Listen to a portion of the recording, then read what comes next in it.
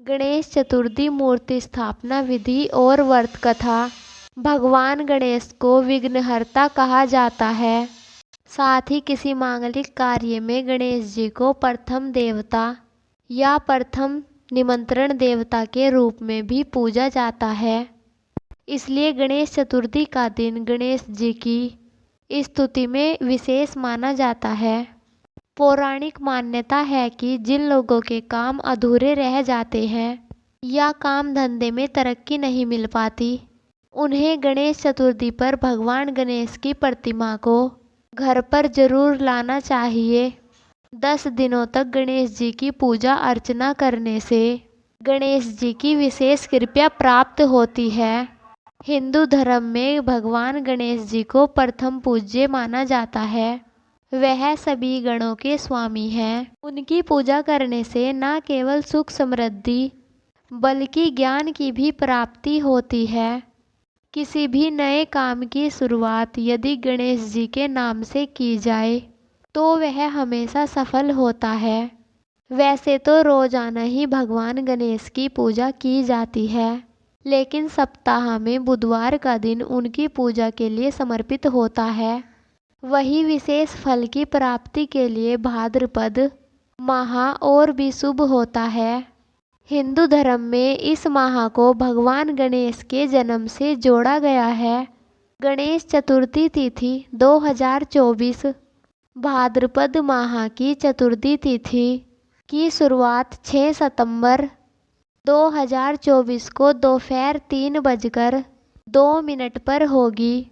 इस तिथि का समापन 7 सितंबर को शाम 5:38 पर होगा। मूर्ति स्थापना के लिए शुभ मुहूर्त पंचांग के अनुसार 7 सितंबर 2024 को गणेश जी की पूजा और मूर्ति स्थापना के लिए शुभ मुहूर्त सुबह 11:02 से शुरू हो रहा है। इस मुहूर्त का समापन उसी दिन दोपहर के 1:33 पर होगा। गणेश चतुर्थी पर ऐसे करें गणपति स्थापना। गणेश चतुर्थी पर गणेश जी को घर लाने के नियम। आप अगर गणेश चतुर्थी पर गणेश जी को घर लाने का मन बना रहे हैं तो उनके लिए आपको ब्रह्म मुहूर्त में उठकर घर की साफ सफाई करके गणेश जी का आसन तैयार करना चाहिए। आप जिस दिन गणेश जी को घर लाने वाले हैं उस दिन गणेश जी की पूजा करने तक कुछ ना खाए, क्योंकि गणेश जी को घर लाने के बाद उनकी पूजा करके भोग लगा के ही कुछ खाया जाता है। गणेश जी को घर लाने के बाद भी 10 दिनों तक सात्विक नियमों का पालन करना चाहिए। गणेश चतुर्थी के दिन स्नान आदि करने के बाद स्वच्छ पीले रंग के या लाल रंग के कपड़े पहने व्रत का संकल्प ले उत्तर या पूर्व दिशा की ओर पूजा की चौकी रखे और उस पर लाल या सफ़ेद रंग का कपड़ा बिछाए। बब्बा की झांकी सजाए। सुगंधित फूलों आम के पत्तों का प्रयोग करना शुभ होगा। चौकी पर थोड़े से चावल रखकर शुभ मुहूर्त में गणेश जी की प्रतिमा स्थापित करें। गणपति के दाहिने ओर कलश की स्थापना करें। कलश में जल, आम के पत्ते, सिक्का, अक्षत डालें और ऊपर से नारियल रखकर उस पर मोली बांध दे। गणेश जी को कुमकुम, चंदन, हल्दी, सिंदूर, मेहंदी, गुलाल, अक्षत, अबीर, लाल पुष्प, लौंग, इलायची, पान का पत्ता, जनेऊ, नारियल समर्पित करें। दुर्वा जोड़े में बनाकर समर्पित करें। लड्डू या मोदक का भोग लगाएं। गणेश चतुर्थी की कथा सुने। अंत में आरती कर पुष्पांजलि करें और फिर सभी में प्रसाद को बांट दे। गणेश जी की स्थापना का मंत्र अस्य प्राण प्रतिष्ठान्तु अस्य प्राणा सरक्षु च अस्यै देवत्वं चार्ये मम हेति च कश्चन। ओम सिद्धि बुद्धि सहिताय श्री महागण गणपताय नमः। सुप्रतिष्ठो वरदो भव ऐसी हो गणेश जी की मूर्ति। गणपति की बाईं सूंड में चंद्रमा का प्रभाव होता है और जैसे चंद्रमा का प्रभाव है शांत, शीतल और सौम्य, उसी तरह बाईं ओर वाले सूंड के गणपति हमारे लिए श्री लक्ष्मी, आनंद, सुख, समृद्धि, यश व ऐश्वर्य के दायक होते हैं। घर में सिंदूरी रंग के गणपति की मूर्ति लाने से नकारात्मक ऊर्जा का नाश होता है। इस बात का भी विशेष ध्यान रखें कि यदि आप वास्तु दोष निवारण के लिए वास्तु गणपति विराजमान करते हैं, श्वेत गणपति, सफ़ेद रंग की मूर्ति की आप पूजा करते हैं, तो वह साक्षात गणेश स्वरूप ही गणेश चतुर्थी की 4 पौराणिक एवं प्रचलित कथाएं व्रत में सुनने से दूर होंगे सारे संकट, मिलेगा अपार सुख। श्री गणेशाय नमः। संकटी गणेश चतुर्थी व्रत करने से घर परिवार में आ रही विपदा दूर होती है। कई दिनों से रुके मांगलिक कार्य संपन्न होते हैं तथा भगवान गणेश असीम सुखों की प्राप्ति कराते हैं। माह की किसी भी चतुर्थी के दिन भगवान श्री गणेश की पूजा करने के दौरान संकटी गणेश चतुर्थी व्रत की कथाएं पढ़ना अथवा सुनना जरूरी होता है। इससे संबंधित 4 कथाएं प्रचलित है। पहली कथा पौराणिक एवं प्रचलित श्री गणेश कथा के अनुसार एक बार देवता कई विपदाओं में घिरे थे। तब वह मदद मांगने भगवान शिव के पास आए। उस समय शिव के पास कार्तिकेय और गणेश जी भी बैठे थे। देवताओं की बात सुन के शिव जी ने कार्तिकेय और गणेश जी से पूछा कि तुम में से कौन देवताओं के कष्टों का निवारण कर सकता है। तब कार्तिकेय और गणेश जी दोनों ने ही इस कार्य के लिए स्वयं को समक्ष बताया। इस पर भगवान शिव ने दोनों की परीक्षा लेते हुए कहा कि तुम दोनों में से जो सबसे पहले पृथ्वी की परिक्रमा करके आएगा वही देवताओं की मदद करने के लिए जाएगा। भगवान शिव के मुख से यह वचन सुनकर कार्तिकेय अपने मोर पर बैठकर पृथ्वी की परिक्रमा करने के लिए निकल गए।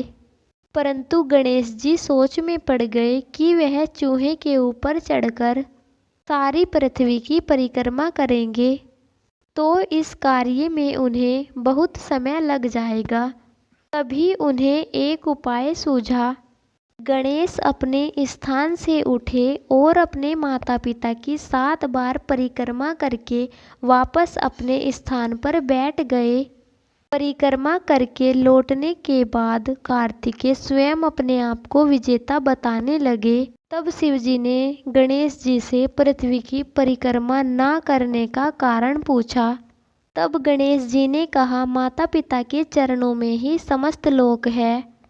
यह सुनकर भगवान शिव ने गणेश जी को देवताओं के संकट दूर करने की आज्ञा दी।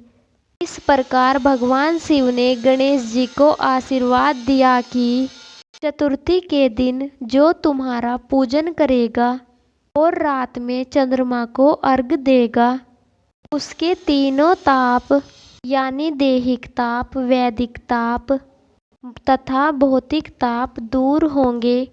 इस व्रत को करने से व्रतधारी के सभी तरह के दुख दूर होंगे और उसे जीवन में भौतिक सुखों की प्राप्ति होगी। चारों तरफ से मनुष्य की सुख समृद्धि बढ़ेगी। पुत्र पौत्र आदि धन ऐश्वर्य की कमी नहीं होगी। गणेश चतुर्थी व्रत की दूसरी कथा। एक समय की बात है, राजा हरिश्चंद्र के राज्य में एक कुम्हार था। वह मिट्टी के बर्तन बनाता था लेकिन वे कच्चे रह जाते थे। एक पुजारी की सलाह पर उसने इस समस्या को दूर करने के लिए एक छोटे बालक को मिट्टी के बर्तनों के साथ आवा में डाल दिया। उस दिन संकटी चतुर्थी का दिन था। इस बच्चे की माँ अपने बेटे के लिए परेशान थी। उसने गणेश जी से अपने बेटे की कुशलता की प्रार्थना की। दूसरे दिन कुम्हार ने जब सुबह उठकर देखा, आवा में उसके बर्तन तो पक गए थे, लेकिन बच्चे का बाल भी बाका नहीं हुआ था। वह डर गया और राजा के दरबार में जाकर सारी घटना बताई। इसके बाद राजा ने उस बच्चे और उसकी माँ को बुलाया, तो माँ ने सभी तरह के विघ्न को दूर करने वाली संकटी चतुर्थी का वर्णन किया। इस घटना के बाद से महिलाएं संतान और परिवार के सौभाग्य के लिए संकट चौथा व्रत करने लगी। तीसरी कथा। एक समय की बात है, भगवान विष्णु का विवाह माता लक्ष्मी के साथ निश्चित हो गया। विवाह की तैयारी होने लगी। सभी देवताओं को निमंत्रण भेजे गए, परंतु गणेश जी को निमंत्रण नहीं दिया गया। कारण जो भी रहा हो, पर अब भगवान विष्णु की बारात जाने का समय आ गया। सभी देवता अपनी पत्नियों के साथ विवाह समारोह में आ गए। उन सब ने देखा कि गणेश जी कहीं पर दिखाई नहीं दे रहे। तब वे आपस में चर्चा करने लगे, क्या गणेश जी को नहीं नौता है, या स्वयं गणेश जी ही नहीं आए। सभी को इस बात पर आश्चर्य होने लगा। तब सबने विचार किया कि भगवान विष्णु से ही इसका कारण पूछा जाए। भगवान विष्णु से पूछने पर उन्होंने कहा कि हमने भगवान भोलेनाथ गणेश जी के पिता को न्योता भेजा है। यदि गणेश जी अपने पिता के साथ आना चाहते तो आ जाते, अलग से न्योता देने की कोई आवश्यकता भी नहीं थी। दूसरी बात यह है कि उनको 1.25 मन मूंग, 1.25 मन चावल, 1.25 मन घी और 1.25 मन लड्डू का भोग दिन भर में चाहिए। यदि गणेश जी नहीं आएंगे तो कोई बात नहीं, दूसरे के घर जाकर इतना खाना पीना अच्छा भी नहीं लगता।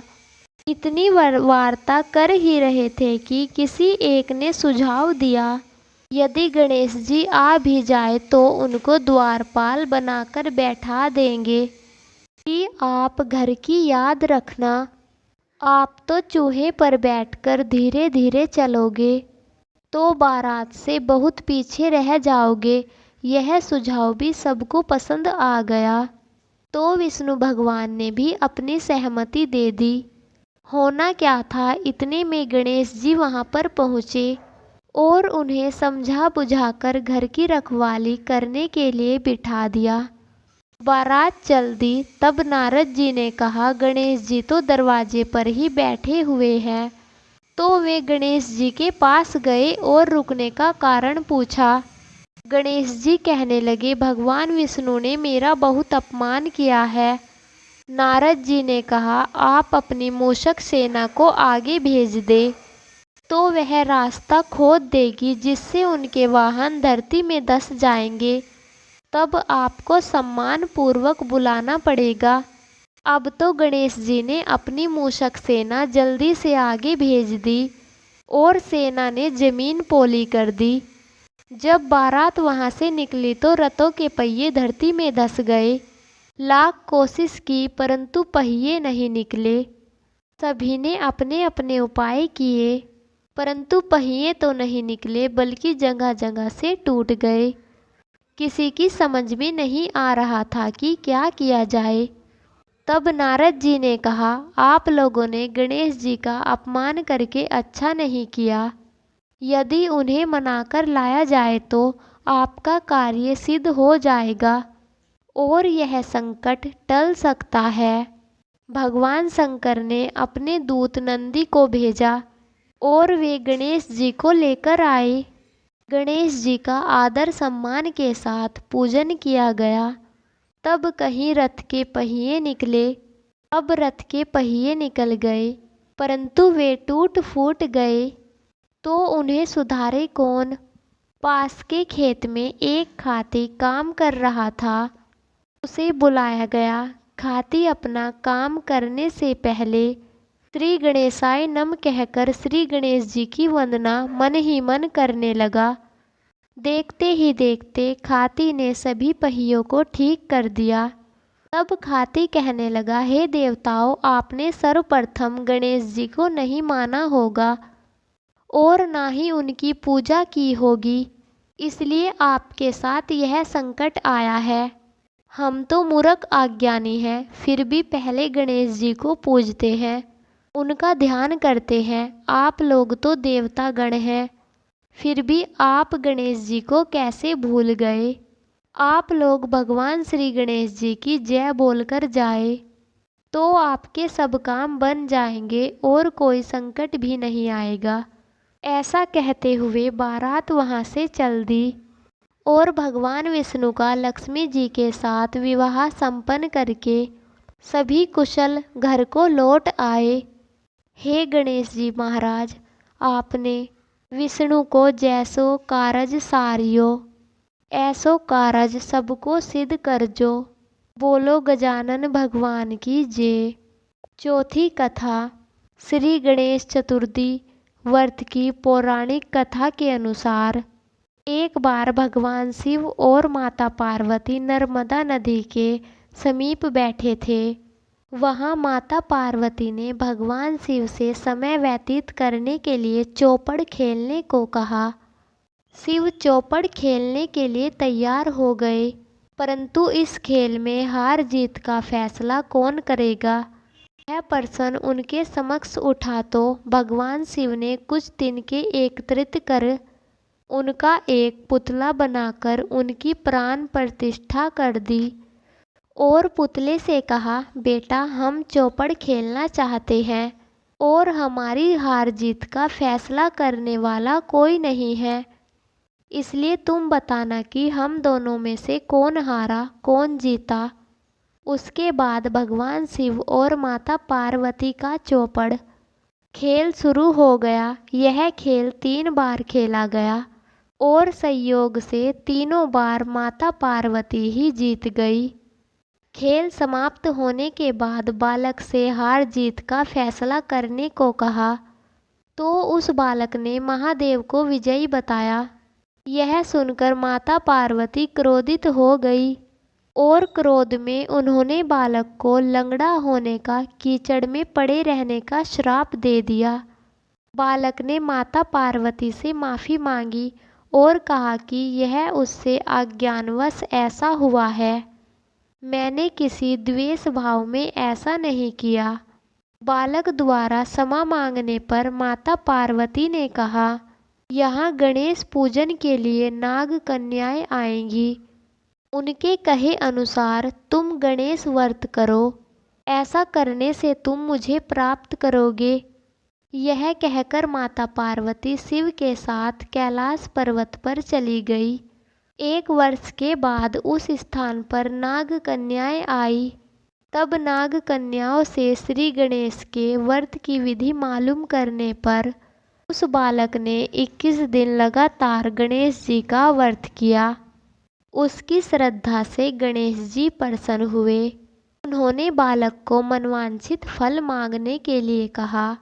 उस पर उस बालक ने कहा, हे विनायक, मुझे इतनी शक्ति दीजिए कि मैं अपने पैरों से चलकर अपने माता पिता के साथ कैलाश पर्वत पर पहुंच सकूं और वे यह देखकर प्रसन्न हो। तब बालक को वरदान देकर श्री गणेश जी अंतर्ध्यान हो गए। इसके बाद वह बालक कैलाश पर्वत पर पहुंच गया और कैलाश पर्वत पर पहुंचने की अपनी कथा भगवान शिव को सुनाई। चौपड़ वाले दिन माता पार्वती शिव जी से विमुख हो गई थी, अतः देवी के रुष्ट होने पर भगवान शिव ने बालक के बताए अनुसार 21 दिनों तक श्री गणेश का व्रत किया। इस व्रत के प्रभाव से माता पार्वती के मन में जो नाराजगी थी वह समाप्त हो गई। तब यह विधि भगवान शंकर ने माता पार्वती को बताई। यह सुनकर माता पार्वती के मन में भी अपने पुत्र कार्तिकेय से मिलने की इच्छा उत्पन्न हुई। तब माता पार्वती ने भी 21 दिन तक श्री गणेश का व्रत किया तथा दुर्वा फूल और लड्डुओं से श्री गणेश जी का पूजन अर्चन किया। व्रत के 21वें दिन कार्तिकेय स्वयं माता पार्वती से आ मिले। उस दिन से श्री गणेश चतुर्थी का व्रत समस्त मनोकामना की पूर्ति करने वाला व्रत माना जाता है। इस व्रत को करने से मनुष्य के सारे कष्ट दूर होकर मनुष्य को समस्त सुखों की सुविधा प्राप्त होती है। बोलो श्री गणेशाय नमः। दोस्तों, अगर आपको कथा अच्छी लगी हो तो कमेंट बॉक्स में श्री गणेशाय अवश्य लिखें। वीडियो को लाइक करें, चैनल को सब्सक्राइब करें। फिर मिलते हैं ऐसी ही और कथाओं के साथ। तब तक के लिए आप सभी का धन्यवाद।